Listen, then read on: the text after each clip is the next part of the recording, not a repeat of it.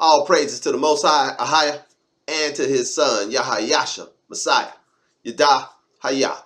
This is Brother Holly with the first Spirit of Truth broadcast here on the AHAYAH'S channel, as well as the House of AHAYAH channel, on this set-apart Sabbath day. First and foremost, as always, I'd like to give all glory, praise, and honor to the great I Am, he who is, was, and is to come, the Almighty One, AHAYAH, and to his son, AHAYAH'S, Messiah, who gave himself for us that we might have life, and that life is in him, AHAYAH. Now, in this first broadcast, we're going to get right into it. We'll be going into First Maccabees in the Apocrypha, and we're going to just go over a few chapters in that book. We might stand in the Maccabees for a while. For the Maccabees in particular, give a lot of understanding and a lot of illumination into the Hellenization of the children of Jacob into what would be known as the Grecian times, when the children of Jacob, not just of the house of not just of the house of Judah, but also of the house of Yasha'Allah in particular, were under Grecian rule and control, and were referred to as Greeks, referred to as heathens, referred to as Gentiles. These are the Gentiles or the Greeks that there's no difference between, as found in Galatians chapter 3. There's no difference between a Judean who is in the land of Judah or a Greek or a Gentile who's in a different city, in a different land. They are all of the same people group. They're all blood and bone descendants of Abraham, Isaac, and Jacob, be you in the land or outside of the land. These covenants, these promises, these laws, the priesthood, all the things that the Apostle Paul, so-called, told us that applied or pertain to the children of Jacob, found in Romans chapter 9, verses 1 through 6. If someone, and I've said it before and I'll say it again, if you read in the Pauline epistles, someone receiving promises, someone having a covenant, somebody receiving laws, somebody being talked about laws with them, that these things pertain to, according to the Apostle Paul, not according to Brother Holly.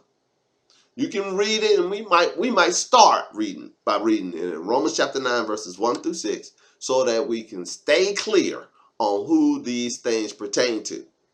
These things do not pertain to everyone. They pertain to the children of Yasha'Allah, people who the Apostle Paul referred to as his kinsmen, his brethren, according to the flesh. All praises. We'll be reading from the Bible King James Apocryphy version, the truth revealed and restored, Abba Father, AHAYAH, Yeshaya, Quadash Akkad, Ancient Pale Hebrew English Bible. And as with my handy dandy Learn Pale Hebrew, Torah, Lashwan, Quadash, Holy Tongue, Yashahah Bible Scriptures, this particular version of the Scriptures is falling apart as well. And here I go again, foot stomping.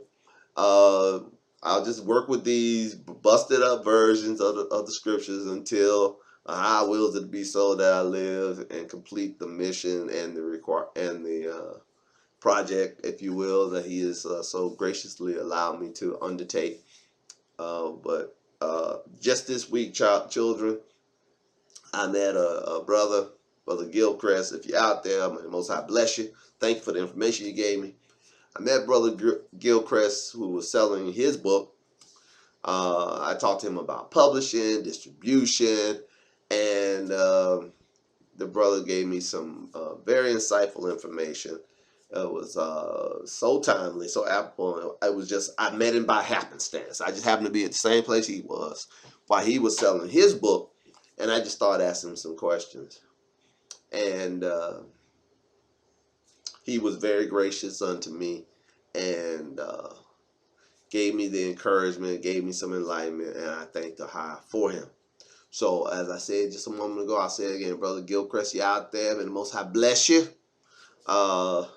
Thank you for being an encouragement and enlightening me on the path on which to go. All praises. Let's begin. Turn with me to the first book of the Maccabees, First Maccabees, in your Apocrypha. Chapter 1, let's start reading at verse 1. Let's get the background. And it happened after that Alexander, the son of Philip, the Macedonian, who came out of the land of Chittim, had smitten Darius, king of the Persians and Medes, that he reigned in his stead the first over Greece. Will you highlight? So here's Alexander the Great talking about the Macedonian from Chittim. And you'll read, I believe it's in 3rd or 4th Maccabees, please put down in the description, that the people of Chittim are Edomites. Or Chittim are Edomites. So, Alexander the Great, the Edomite, from a biblical perspective, he was a Macedonian and an Edomite, took over the lands of the king of Persia, Darius, and the first one he took over was Greece. So a lot of people refer to him as Alexander the Great of the Greek. But we're going to find out that Greek is kind of like a universal term depending on who's in charge. Let's read it again. This is 1 Maccabees 1:1, and it happened after that Alexander, son of Philip, the Macedonian, who came out of the land of Chittim, had smitten Darius, king of the Persians and Medes, that he reigned in his stead the first over Greece, and made many wars and won many strongholds and slew the kings of the earth. Will you highlight? So this is just talking about the breadth and strength of Alexander the Great's kingdom and his warlike tendency. That he won many battles. He conquered many lands and kings over all the earth. Let's continue. Verse 3. And went through to the ends of the earth. That's how far he went. And took spoils of many nations, insomuch that the earth was quiet before him, whereupon he was exalted and his heart was lifted up. And he gathered a mighty strong host and ruled over countries. Will you highlight? And nations and kings who became tributaries unto him. Will you highlight? Now, when you look up the word tributaries, not only does it mean they were feeding their resources into him, they were under his rule. They were to be referred to not by their nationalities anymore, but they were referred to as his subjects. He was Macedonian, and the first place he took over was Greece. So people under his rule would be called Greeks or Grecians. Not because they were from Greece. No, they had just been subjugated by a Greek. All praises. I'll read it again.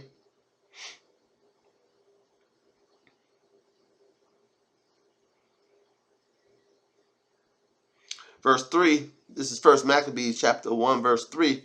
And went through to the ends of the earth, highlight, and took spoils of many nations, insomuch that the earth was quiet before him, whereupon he was exalted and his heart was lifted up. And he gathered a mighty strong host and ruled over countries and nations and kings who became tributaries unto him.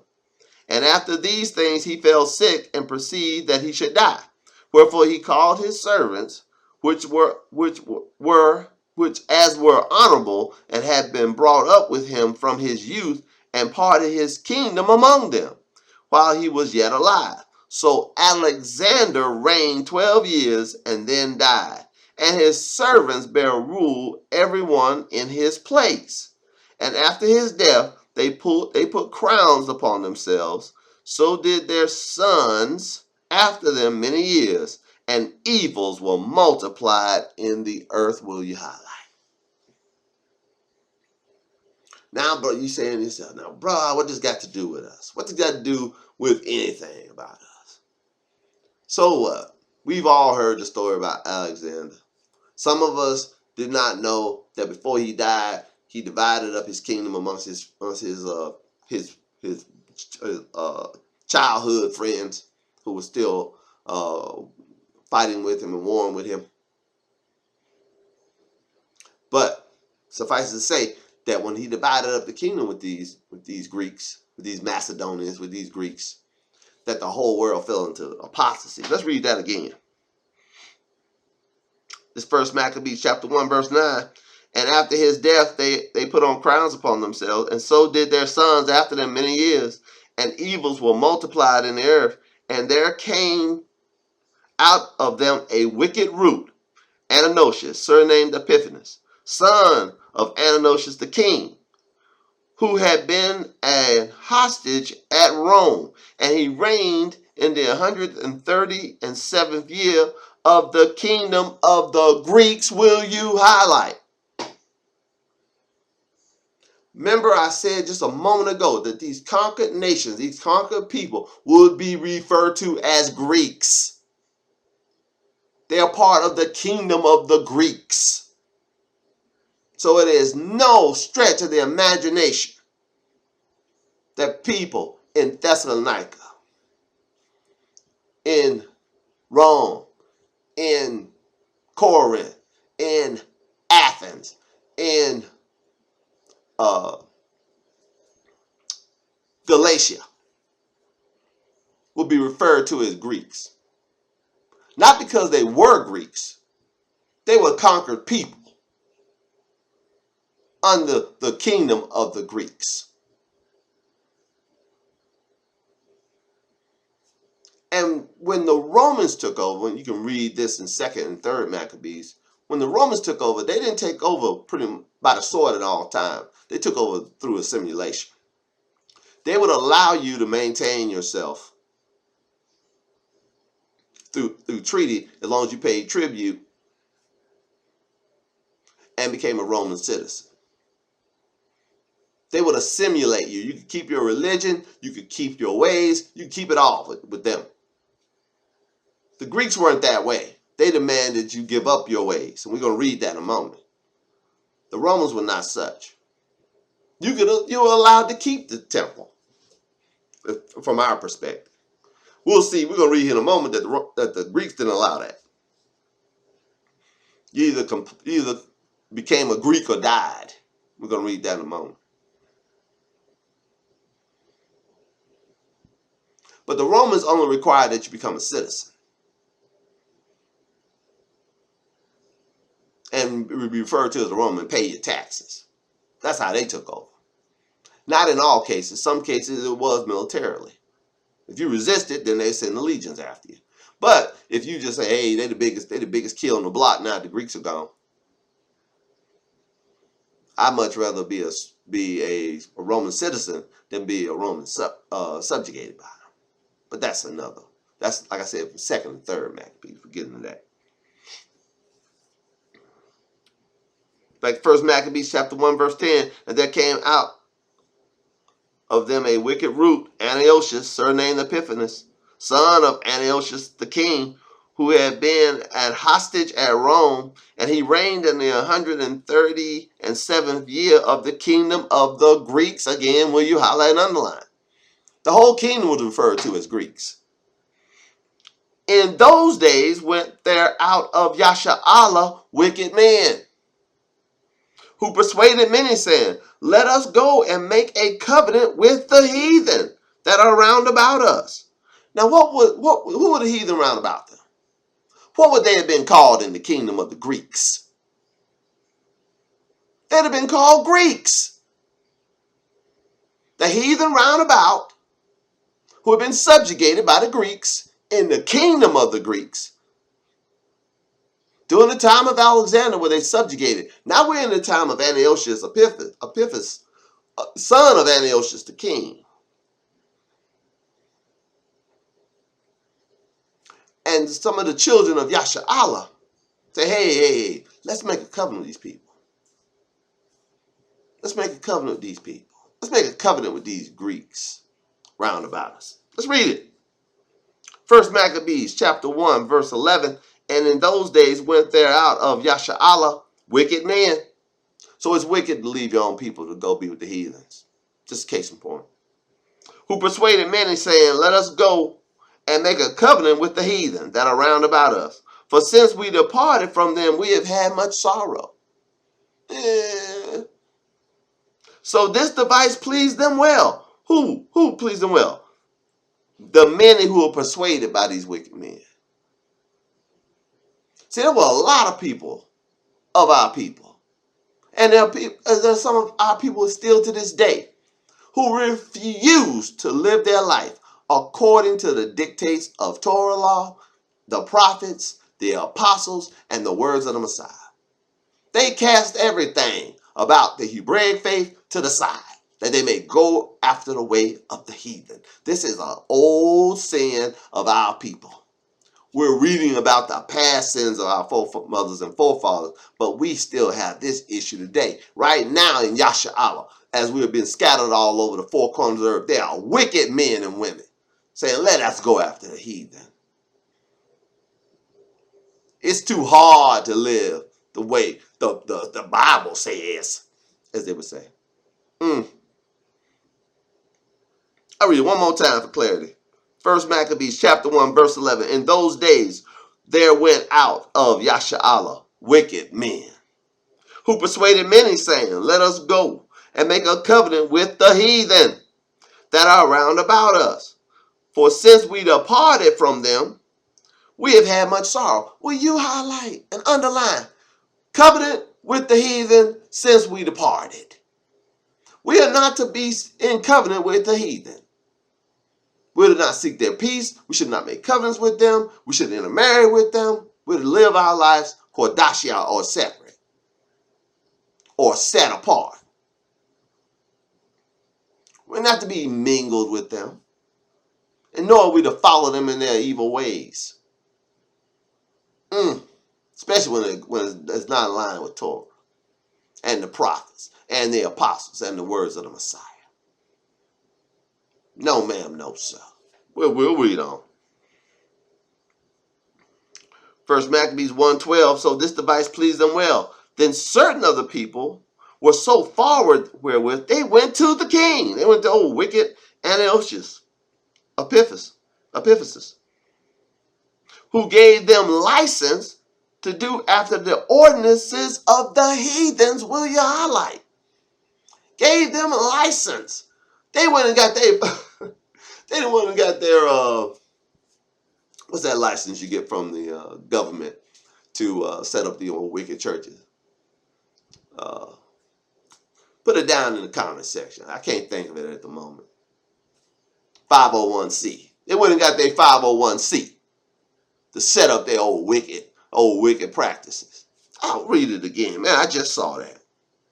Ain't that people doing the same thing today? Go to the government and get their tax exemption. And they go set up this old wicked chapel full of heathenistic idols, got crosses in there, some of them got crucifixes in there, got white boy Jesus hanging up there on a crucifix. I mean, can't you read? It says in the book of Hebrews that they're the heathens are crucifying the Messiah daily. Crucifying him afresh, putting him to open shame. That we shouldn't do that. I digress. 1 Maccabees chapter 1, verse 13. And certain of the people were so forward herewith that they went to the king, who gave them license to do after the ordinances of the heathen. Whereupon they built a place of exercise at Jerusalem, according to the customs of the heathens. Will you highlight? It was according to heathenistic specifications. You gotta have a cross. You gotta have a Christmas tree. You gotta have a pulpit. You gotta have what you gotta have is your head examined. Oh, heathenistic Hebrews. According to the custom of the heathens. Verse 15. And made themselves uncircumcised. Highlight. Did not the Apostle Paul say, you who are called uncircumcised by the circumcision?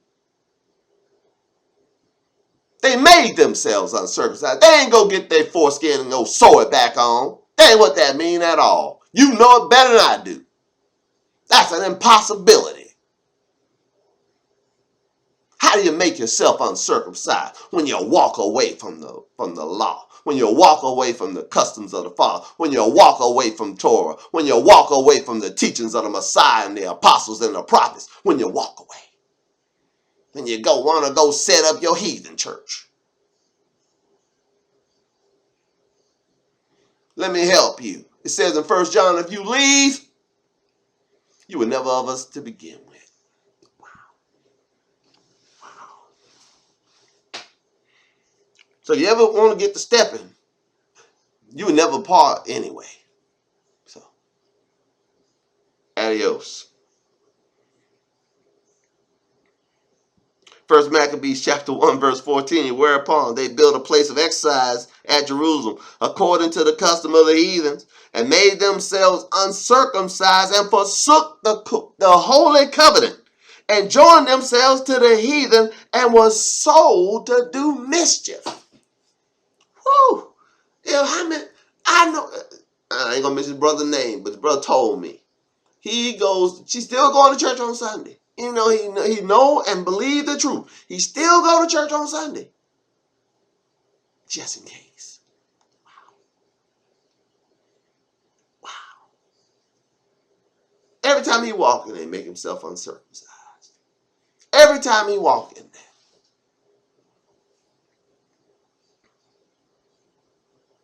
He's sold to do mischief. Sitting there with an idol hanging up there. Verse 15 again, and made themselves uncircumcised. That might be, and forsook the holy covenant. That might be the title of this message. They made themselves uncircumcised and forsook the covenant. Wow. And joined themselves to the heathens, and were sold to do mischief. Now when the kingdom was established before Antiochus, he thought to reign over Egypt, that he might have dominion in 2 realms. Wherefore he entered into Egypt. This is how Greek bones, because Antiochus Epiphanes was a Greek, a descendant of Alexander the Great, of Macedonia. This is how all these Greek bones end up in Egypt. We're going to read how these Hamites, these people of Mizraim, these Hamites, these black folk, all these white people bones in their land. Oh, let me help you. A little bit of anthropology. Just a smidgen of science. In that whole region, land of Canaan, Syria, Lebanon, Northeast Africa, Saudi Arabia, that whole area.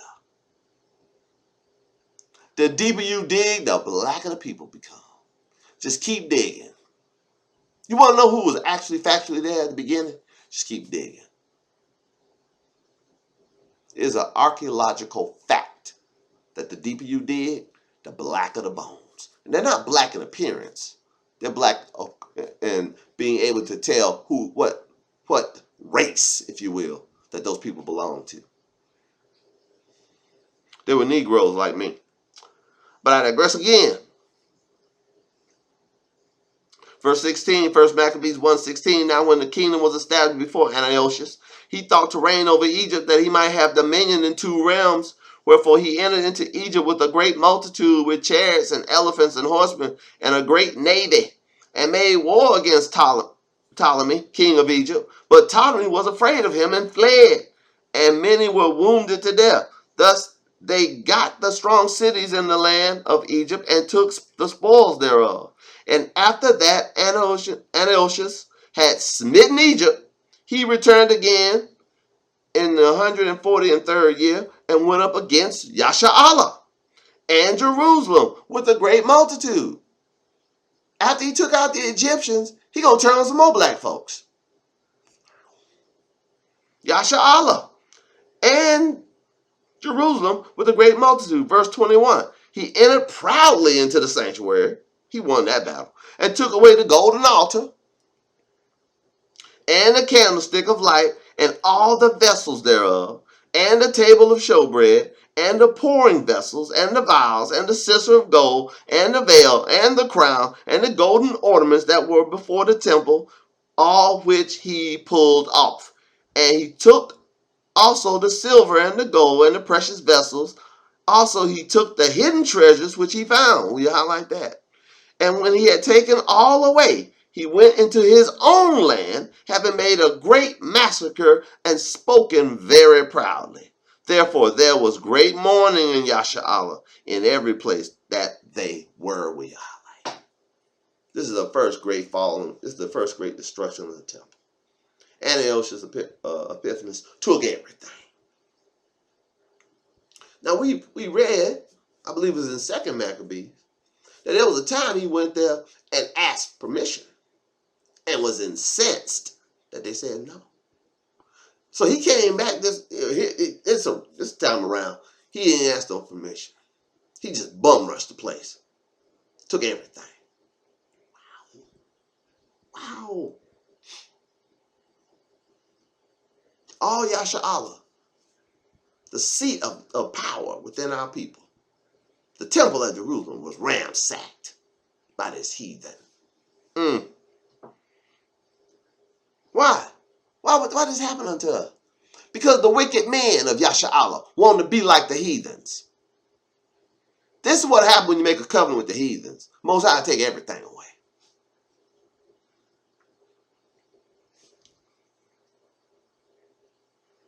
I'll read verse 25 again. First Maccabees chapter 1, verse 25. Therefore was great mourning in Yasha'Allah in every place where they were, so that the princes and elders mourned, the virgins and young men were made feeble, and the beauty of women was changed. Every bridegroom took up lamentation, and she that sat in the marriage chamber was in heaviness. The land also was moved for the inhabitants thereof, and all the house of Jacob was covered with confusion. And after 2 years fully expired, the king sent his chief collector of tribute unto the cities of Judah, who came unto Jerusalem with a great multitude, sent an army, and spake peaceable words unto them, but all was deceit. What you highlight? When these heathens come speaking peaceable words unto you, realize it's all deceit. It's all deceit. First Maccabees 1:30, and spake peaceable words unto them, but all was deceit. For when they had given him credence, he fell suddenly upon the city, and smote it very sore, and destroyed much people of Yasha'Allah. And when he had taken the spoils of the city, he set it on fire, pulling down the houses and walls thereof on every side. But the women and children took they captive and possessed the cattle. Will you highlight? They built their city of David with a great and strong wall. I just saw some children. They say they took the women and children captive. And these heathens that say they are Jews and are not but do lie, how do they trace lineage? How do they trace lineage? Through their mother. Not through their father. Through their mother. Here we have some heathens taking the women and children captive. Doesn't say it per se, but it implies that the men they killed. They kept the women and children alive. The children they probably put in the fields and made slaves out of them. The women they probably raped and ravished and took upon themselves for wives, polluting our people even further. But every child that was born of them women, they are of their father's descent. They ain't Hebrews. They are their father's descent, according to Torah. They're bastards. I read verse 32 again. First Maccabees chapter 1, verse 32. But the women and children they took captive and possessed the cattle. They built the city of David with a great and strong wall. Okay, you see they tore down the walls on every side in verse 31. But in verse 33, in the city of David, they built a strong wall, and with mighty towers and made a stronghold for them. And they put therein a sinful nation, wicked men, and fortified themselves therein. So they brought some sinful people in. To what end? Let's keep reading. Verse 35. They stored it also with armor and victuals. This is the city of David, where they built a strong wall, and they put some sinners in there. And when they had gathered together the spoils of Jerusalem, they laid them up there. So they became a sore snare. For it was a place to lie in wait against the sanctuary, and an evil adversary to Yasha'Allah. Thus they shed innocent blood on every side of the sanctuary and defiled it. Anybody would come to the temple, they would just rush it from their little stronghold, their little garrison, if you will, in the city of David. And they would go into the temple. Anytime there was a gathering, here they come to slaughter people. I read it again. First Maccabees chapter 1 verse 36. For it was a place to lie in wait against the sanctuary, and an evil adversary to Yasha'Allah. Thus they shed innocent blood on every side of the sanctuary and defiled it, insomuch that the inhabitants of Jerusalem fled because of them. Whereupon the city was made an habitation of strangers, and became strange to those that were born in her, and her own children left her. See, there were no Judeans left in Jerusalem. They fled. They were replaced with a sinful nation. This is replacement theology, the birth of replacement theology. Her sanctuary was laid waste like a wilderness. Verse 39. Her feasts were turned into mourning, her Sabbaths into reproach, her honor into contempt. And as had been her glory, so was her dishonor increased, and her excellence was turned into mourning. Moreover, King Antiochus wrote to his whole kingdom that they should be one people. Out of many one, in pluribus unum. Same thing on your American dollar and quarter. Only the names have changed, children. The spirit is the same. So this wanting everybody to be one people. Wanting there to be no difference between people. Most High said a difference between us and the Egyptians. Said a difference between us and the nations. But no, Antiochus, this wicked one, who wicked of our own people made a covenant with, and went to them for their license to set up wicked temples and do profanation, to set up their own wicked religion based on the king's license. Wow, man. Like I just said, only the names have changed. The game is the same. Get their old 501c3 license, their tax exemption, to set up old wicked temples and worship after the way of the heathen. On the wrong day, eat anything you want. Just believe. You ain't got to obey nothing. Just believe. Wow. Anybody. It ain't reserved for just one people. No. It's for anybody. Really. Wow. See why this is relevant that we read it today? It's relevant we read this. Because there's nothing new under the sun, the scriptures say in the book of Ecclesiastes.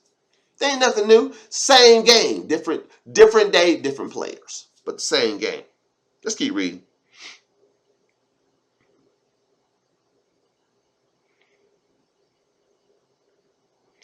This is 1 Maccabees chapter 1, verse 41. We almost done, children. 33 minutes. Thank you for your time.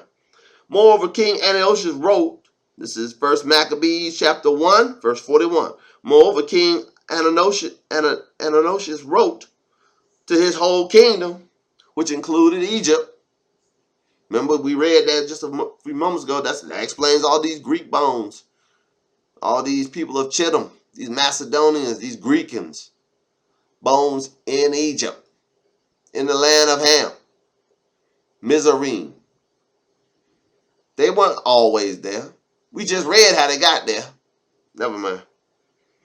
I digress. They weren't always in Jerusalem either, but I digress.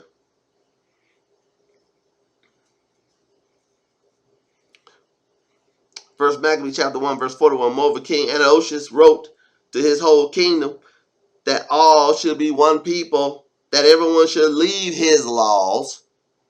So all the heathen agreed according to the commandment of the king. Yea, many also of Yasha'Allah consented to his religion.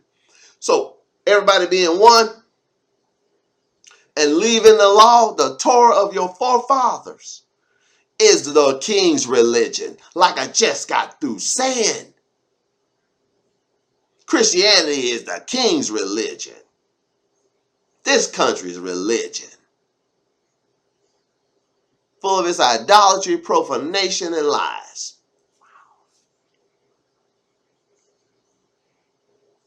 First Maccabees chapter 1 verse 43. Yea, many also of Yasha'Allah consented to his religion and sacrificed unto idols and profaned the Sabbath. How do you know you following a pagan religion? You're going to sacrifice to idols? You're going to put presents under a heathen tree?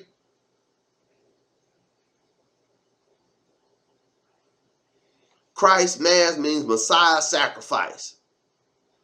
Mass equals sacrifice in Latin. You're going to sacrifice to that idol tree, according to Jeremiah chapter 10, verses 1 through 5. The old heathen tree.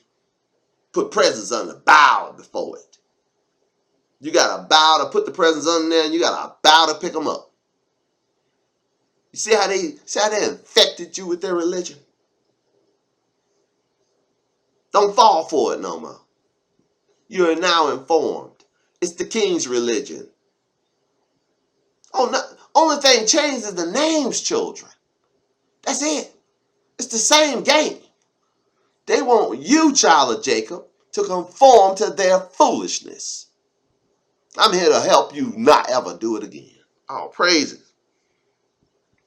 Yea, this is 1 Maccabees chapter 1 verse 43. Yea, many also of Yasha'Allah consented to his religion and sacrificed unto idols and profaned the Sabbath. For the king had sent letters by messengers unto Jerusalem and the cities of Judea, that they should follow the strange laws of the land, and forbid burnt offerings, and sacrifice, and drink offerings in the temple, and that they should profane the Sabbaths and festival days. Well, yeah, they want you to work on the Day of Atonement.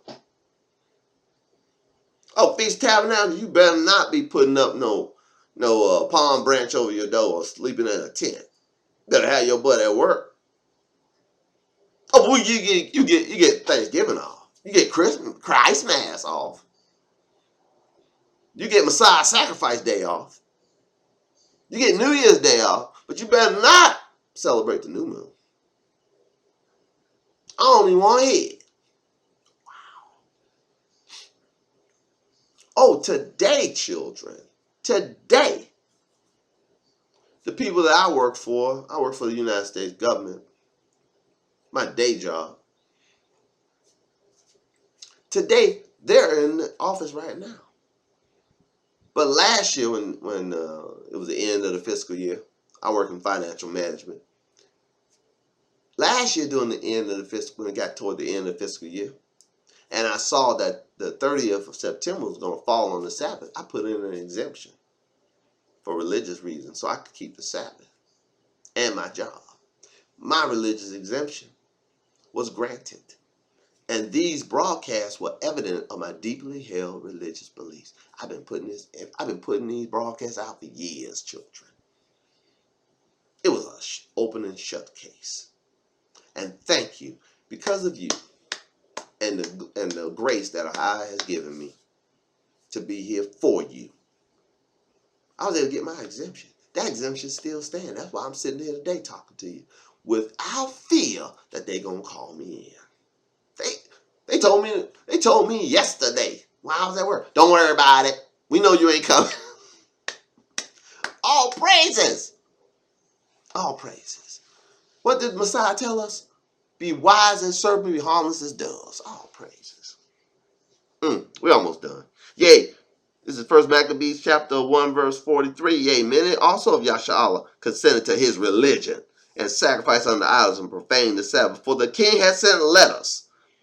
Here the king sent letters, just like the Apostle Paul sent letters.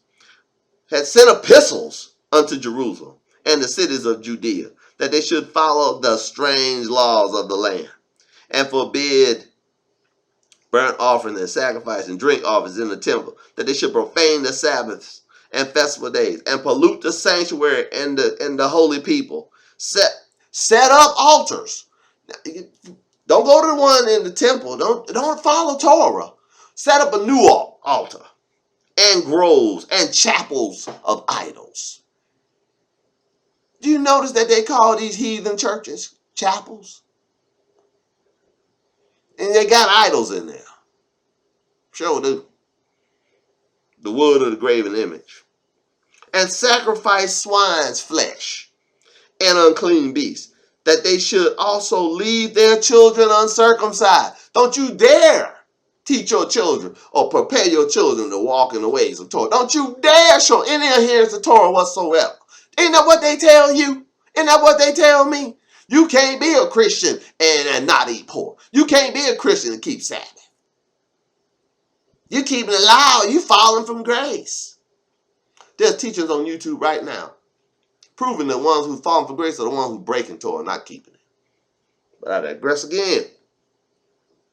Verse 48, 1 Maccabees chapter 1, verse 48. They should leave their children. They should also leave their children uncircumcised and make their souls abominable in all manner of uncleanliness with profanation, to the end that they might forget the law and change all their ordinances. And whosoever would not do according to the commandment of the king, he said, he should die. If you didn't follow the false religion, under penalty of death. And we're going to see as we continue in reading First Maccabees that some of our brethren, some of our foremothers and forefathers chose death over dishonor, chose death over breaking the law, statutes, commandments, chose death over breaking covenant with the Most High. Keep your soul unto death, and you shall be given the crown of life. All praises to the Most High, AHAYAH, and to his son, AHAYAH'S, Messiah, Yada, Hayah.